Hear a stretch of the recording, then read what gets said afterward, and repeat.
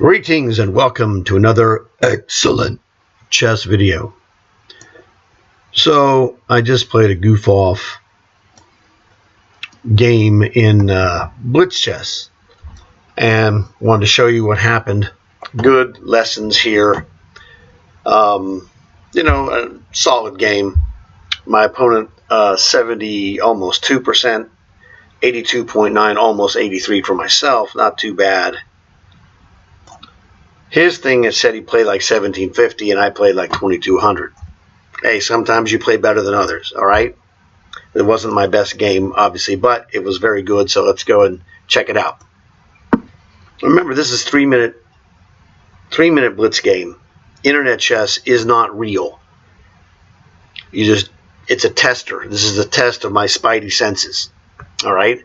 So, d4, f5, Dutch defense. Yeah, in a slightly inferior, but not terrible. Classical formation for black. F5, E6, knight to F6 to try and forestall E4. Bishop G5. This comes up really like Nimzovich defense, Leningrad system with bishop to G5. So this is like that situation. Now normally in a Nimzo, you'd have the C4 pawn here, and you'd have the F pawn here. All right, so this is slightly improved for black because I get the same Nimzo bishop pinning idea. Notice the computer gives this the best possible move, but this is an idea from Nimzovich, essentially, except that I've got the extra F5 move in, hammering E4. So really good for me, black. Now, one of the things I would like to do is break this pin, etc., and play knight to E4, but that's not really doable. But it would be nice if we could get it. The next best thing to do is to play B6 and then bishop to B7, controlling E4 once again. Take this. We're going to set up the formation for white that is not as useful necessarily against B6. Again, the computer loves this idea, and I invented this stuff like 40 years ago. It just seemed like such a good idea. Why didn't anybody ever play it? I said, well, I'm going to play it. So if he plays A4, I play A5. We cannot allow this. All right, you don't want to allow this. That's the key. A4, A5 instantaneously. Let's look at this for a second. If he goes A4, the best move, we'll show the follow-up. He says castle. No, A5 is the best move.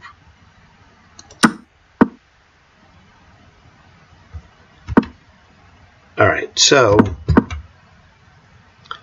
let's go here and see what it says here. A5. This is the best move long term. You cannot allow A4 to A5. You just can't allow it.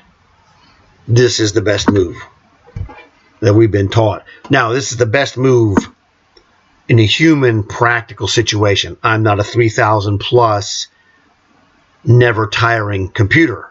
So the computer says castling is the best move. A5 is the best move. This forestalls tactics and makes your job easier. The human brain doesn't like to be forced to calculate every move. It's ridiculous. So, anyway, he played queen d3. Now, I can play bishop a6, but I won't do that. I'm used to playing bishop b7, and that's what I'm playing. He says h6. It looks weakening, and I haven't castled. So, again, the computer is flawless in calculations. I'm a human. I am not flawless. So I play the human experience move, bishop b7. Inferior. I'm just going to boot this dork. Play castles first, and then I'm going to boot this dork. Interesting idea. What in the queen to b5? What does that do? threatens this. I don't know. I'm just going to play here. I don't even see what this is supposedly doing. Let's go here. He says this. Yeah, we just boot him. Why would you call this the best move? So he can play bishop to c4 and then queen to b3 maybe? Because it's weakening e6? I don't know, man. That looks really janky. I disagree. I think bishop e2 is a good move. The computer says it's good also. Now he gets booted. All right, so this is great for me. Knight to f3, best move. Yeah, there was an idea what happens if he plays bishop to f3. Well, bishop to f3 takes is one possibility. He would play knight takes. I could also play no, not knight to there. I could play d5. Don't care for that really either, to be honest. Bishop to f3 was a challenging move that forces you to waste time. I'm glad he didn't play it. I didn't have to think about it. Knight f3, I'm like, this is super comfortable. Knight bd7, followed by queen to e8, and I'm going to be able to get my queen out here to either g6 or h5. So this is all going good. Slightly advantage for black. There you go. This is the prescribed method of Dutch defense. I've played this almost flawlessly. This is what, early 80s, so it's 40 plus years. I've been playing this opening. Knight d2, kind of passive. He says bishop takes knight, followed by knight takes bishop. And then f3 probably. He did not like this. Queen to g6 was the prescribed move for him. Bishop to f4, inferior. Bishop to h4, better. Well, he had the right idea of moving the piece, but this, produces a problem. If black ever plays d5, he's got bishop takes c7, which is one of the things that was appealing to him. Wow. What is the deal? Why did it hate this move? Critical, you didn't spend much time. Yeah, I didn't. Queen to g6. This is the normal move. I guess f3 is, let's look at the best move and see. Queen to g6 forces the bishop to move.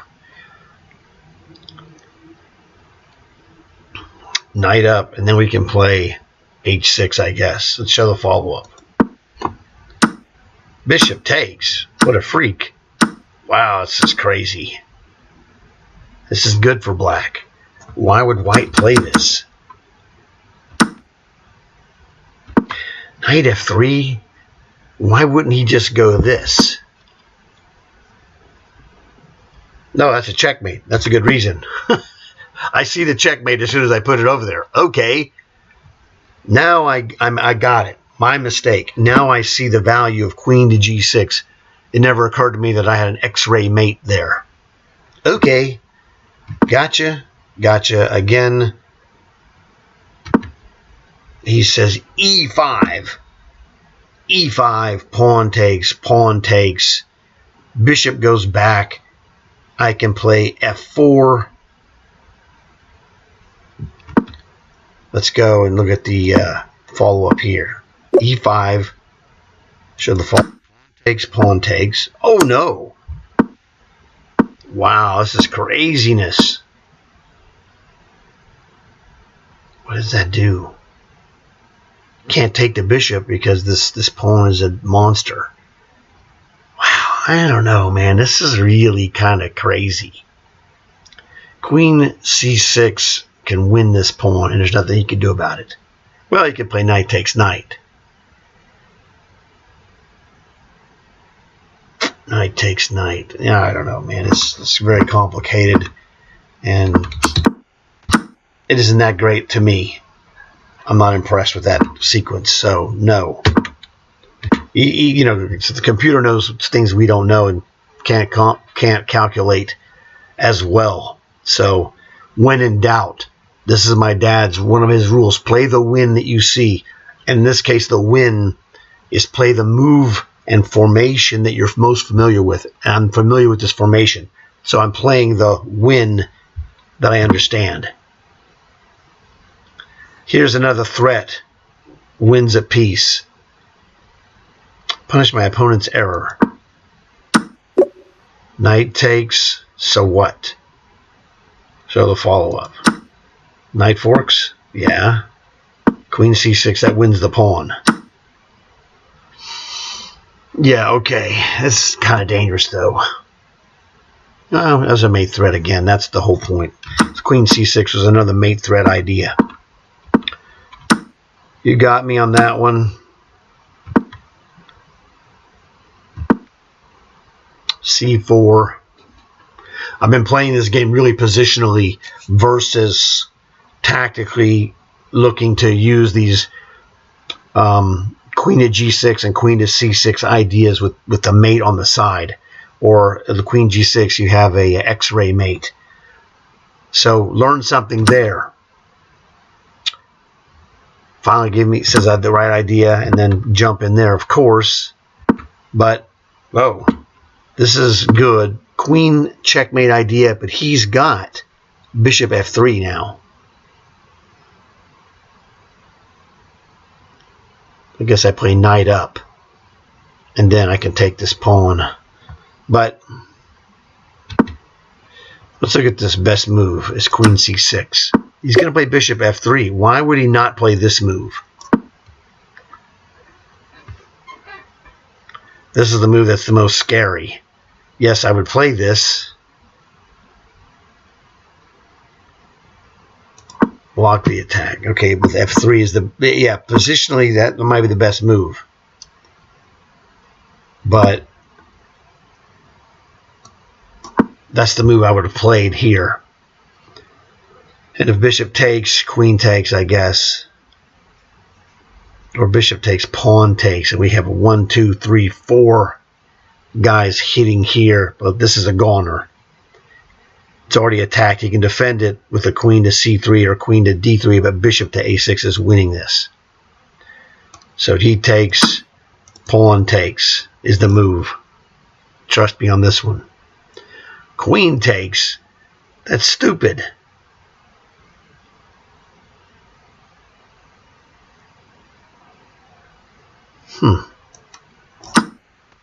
Just gonna play f3. I guess it's not stupid. I guess I'm still gonna play queen c6. I'm still gonna win this pawn. There's nothing he could do about it. He can guard it with queen c3, queen c6. Bishop a6 is coming. He can play c5. Pawn takes, queen, you know. I don't know. However, I did not play that. I played this move. This is this is the human move, knight to e4, getting the dominant square for your knight historically in this position. In this pawn structure, the formation, this knight to e4 is a very good move. So he goes back here. Queen to e1. Now, queen to e1 puts the queen on the domination square, so it prevents the knight from infiltrating d2 or c3. Again, I got this dude. This dude belongs to me. Bishop to there. And what did I do? I just took the pawn. I just took the pawn. The pawn's undefended. And if he takes, pawn takes. It is an opposite color bishop's late middle game going into the end game, but there's another problem he has, is that attacking will favor the attacker, and for me it'll be a favor to me on the white squares where my extra pawn comes into play.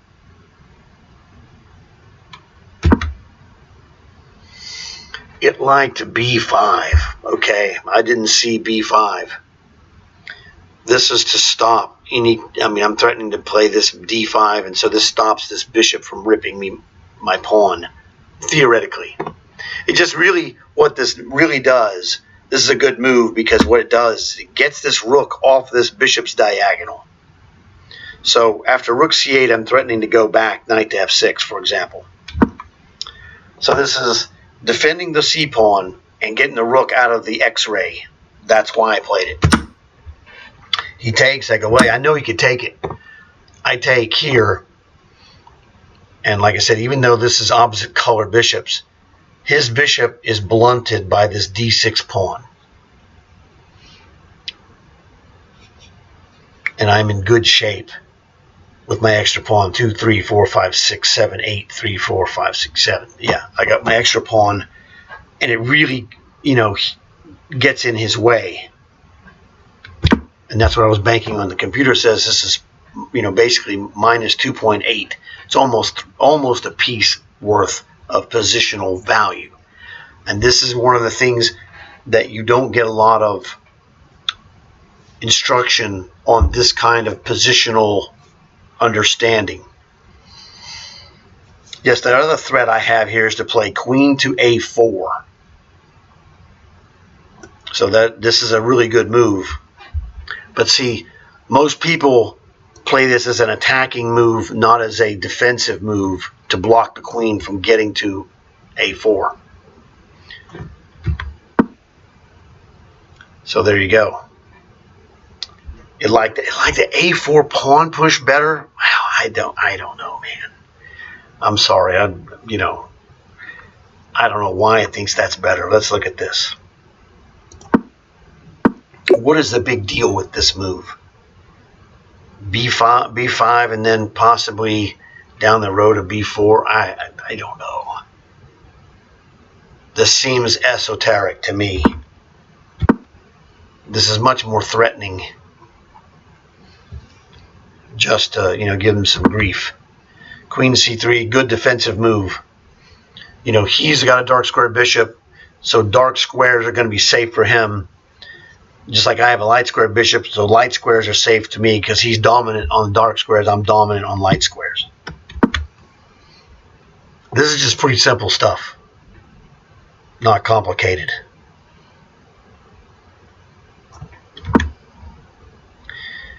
Wow, what a great move, I guess.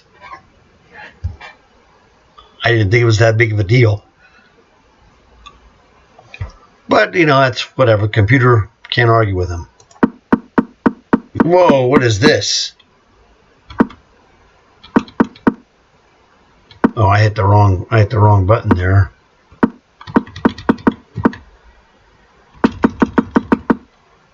Okay. I played queen to c4. Yes. The weakness of this is that, going to an endgame, but he doesn't go to the endgame. And I don't know why. He should have gone to the endgame. Queen takes queen is what the computer says is the best move for him. It's kind of ugly from his perspective. Queen takes, bishop takes, of course. So now that, I'm in charge, I'm going to get the rooks on the F file and do whatever I can do here.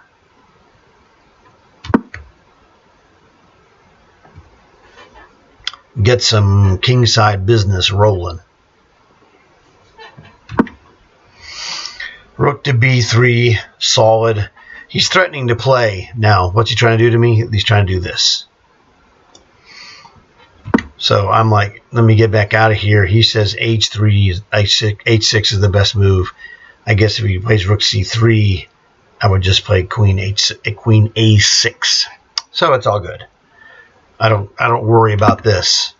Yeah, you go there. I anticipated it. Bishop forward. Why would you do that? See, I'm owning this f3 square. He can't do anything. I want to press down here. Again, that's also blocking the rook f1. Tomato, tomato. Yeah, that move looked crazy. But there's a trap here. He wants me to take it, and his bishop gains squares. Like, that's not happening, bro. he says to take it. I'm like, no, don't take it. Play pawn defends. If he takes, I play pawn takes, and then I'll bring my king to g6 or play rook to g7 if necessary, or queen to e7. He takes, I take. Obviously the best move. His time is running low.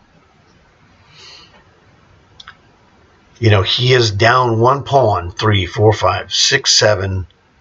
He's down one pawn, but the position is almost a piece ahead for black. And that's because his bishop is really just a tall pawn. It can't do anything. That's the whole point.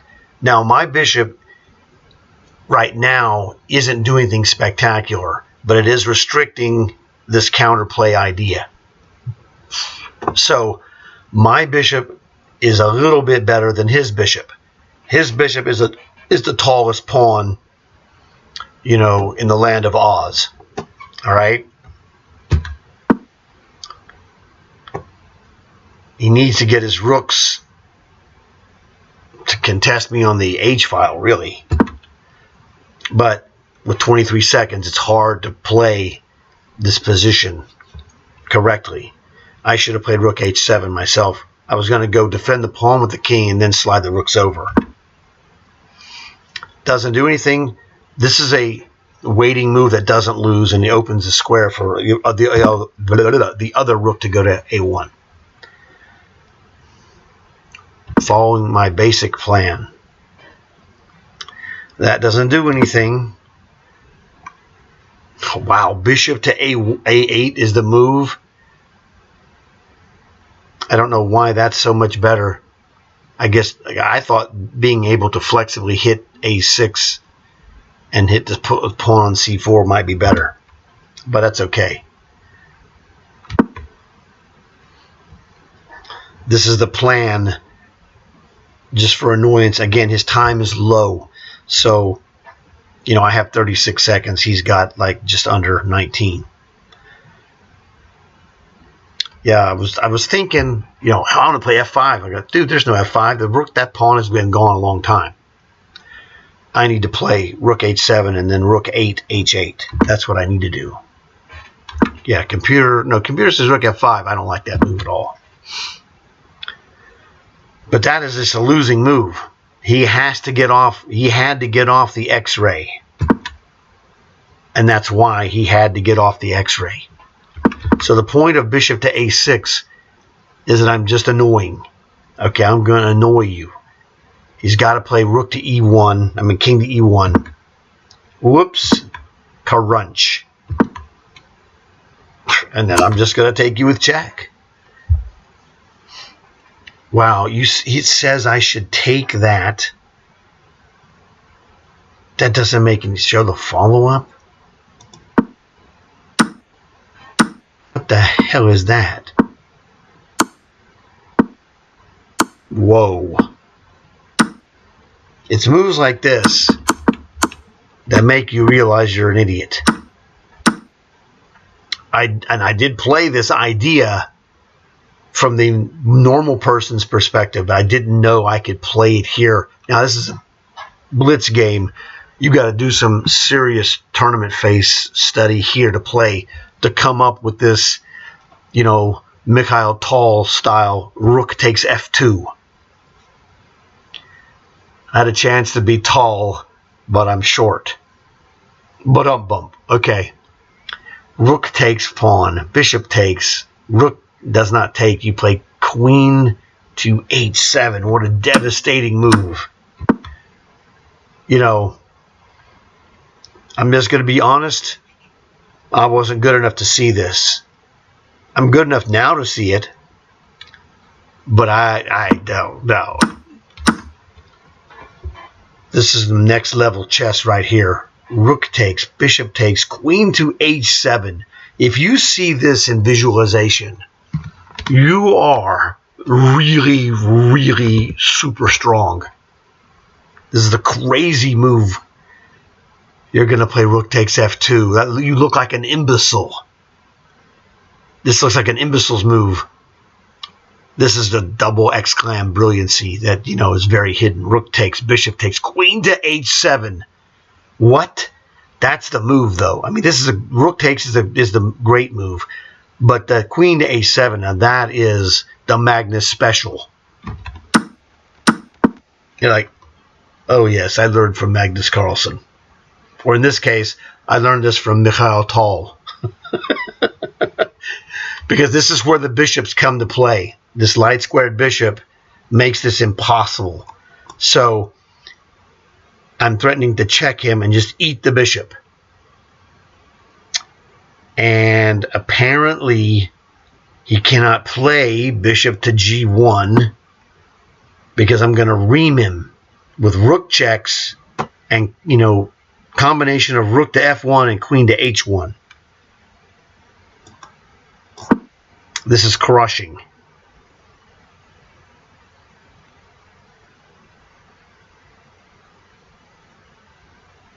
Oh, this is so nasty. If he goes here, queen takes pawn, check.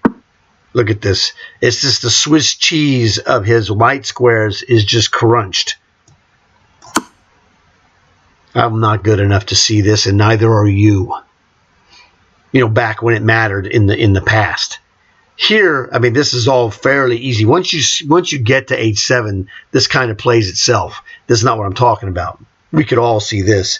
You don't even have to be that good of a player to see that. But the queen to h7 is like, oh my God, this is awesome. Oh well, hey, we learned something new.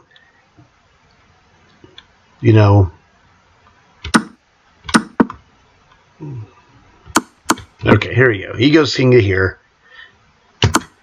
Then I uncorked. It's really funny. The crazy move before rook takes f2 is way more brilliant than this, but it got no markings. I actually played this move. Let me see. Here, 34 seconds. Now 31. So 3 seconds, I said, yes, I'm going to jump in and abuse him. Takes with check. That's fantastic. So this is the key that I see that, in visualization, I see bishop takes rook, rook takes bishop check, crushing this guy. He's forced to play king e1 or king to d1.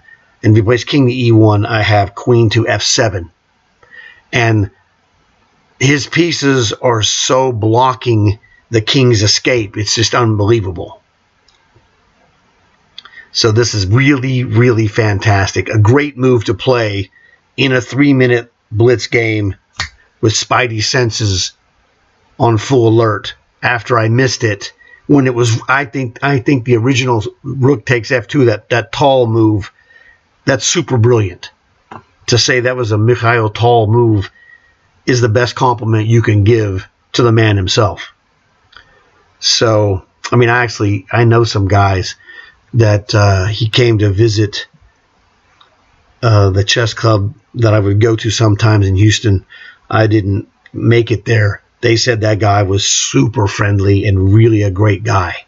So I missed out on seeing him, but they said it was fantastic. He had played a simultaneous, and I was an idiot. I should have gone. But I was like, My dad wasn't living here. If my dad would have been living here at the time, then we would have gone there together, most likely, because he would have said, yeah, let's go see Tal. That's what my dad would have done, but he wasn't living here. He was living in a different state. So, yeah, that's probably the reason why we didn't do it. But zipped him here. That's what my dad would say. I zipped him. Zipped him again. Now you're mine. King to e1. He says king to d1 is slightly better. Okay, if you say so. I think they both just viciously lose. Rook checks. I get to go there and then play queen to f7. Outstanding. Oh, it's only made in 16. Well, I guess you play mate in 16, it starts with queen to e1, delays it. You have to give up the rook, and then you checkmate him. So it's like queen e1, rook takes, king takes, queen f1, king to d2, pardon me, queen to e2 check. That's actually a checkmate. Maybe he has to play, queen to d2 would be a little bit better. It gives him the escape square. Hilarious. Oh yeah, so that's what I played. Rook to here. No, it was queen to e1, but tomato, I don't know, it doesn't really matter at this point. That doesn't matter. You know, the winning move here is fairly basic. It's just mate in 2, which I saw instantly. He resigned after I played this. The best part, really, the best part of this game was playing this move here, because great for myself. Okay, obviously. This is also indirectly great for your opponent. If you're going to lose, you want to lose to a guy playing this, you're like, yeah, you are on fire. And this is a great move to play. If you're going to lose in chess, to me, this is just me, I guess. If a guy plays a double exclamation move to beat you, you don't feel so bad because this guy, he played great. So if he plays great to beat you and you didn't beat yourself, I can live with that. So that's the computer's evaluation of our play. He was like 1700, or mine was 2200. Okay. The computer disagreed with some of our moves, but I thought we both played better than that. But, the system is the system. It doesn't really matter. But the 22, when I saw I said I had a 2200 performance, I thought, I don't know, it seemed low. I thought I played better than that because I remembered playing this move and this idea. You'd think that you play a move like this, you're going to be 2400 plus, okay? Whatever, dude. Yeah, so the other move is better, but he's still losing. Let's see what it says. Oh, it's not made in 18. It's only -8. Well, whatever. How dare you? Queen to h7 is just devastation. I would have played realistically this move. I can see why queen to h7 is the best move after the tall sacrifice idea. Okay, but we're living and when I played the game, I had not seen the queen h7 idea in the game. The queen f7 is perfectly fine. And is completely winning -7.47. This is a 747. The flight for, his life. But so this is clearly winning. I did see this general idea. I did not see the queen to h7. That's, that's the lesson I got. That the queen to h7, that idea and my vicious sacrifice. I've seen back in the day when I was playing, in the Masters group in the 90s, and right before I got into that group in the late 80s, I saw guys play stuff like this, and it's like, dude, that would be awesome to play that. And it is. It's fantastic. When you see this idea, it's so great. So I hope you guys enjoyed this game review because it's very instructive for myself as well as for you guys. Plus, indirectly, now I didn't know this at the time, but that was a double exclamation brilliancy move. I knew it was a great move. I had seen it in advance, not a big deal.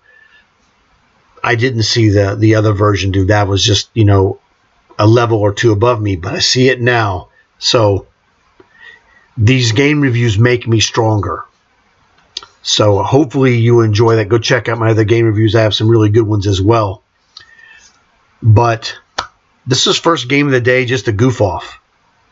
Goof off with brilliancy speaks for itself. So thanks for watching. Look forward to seeing you guys in another video. And as always, please remember to like and subscribe.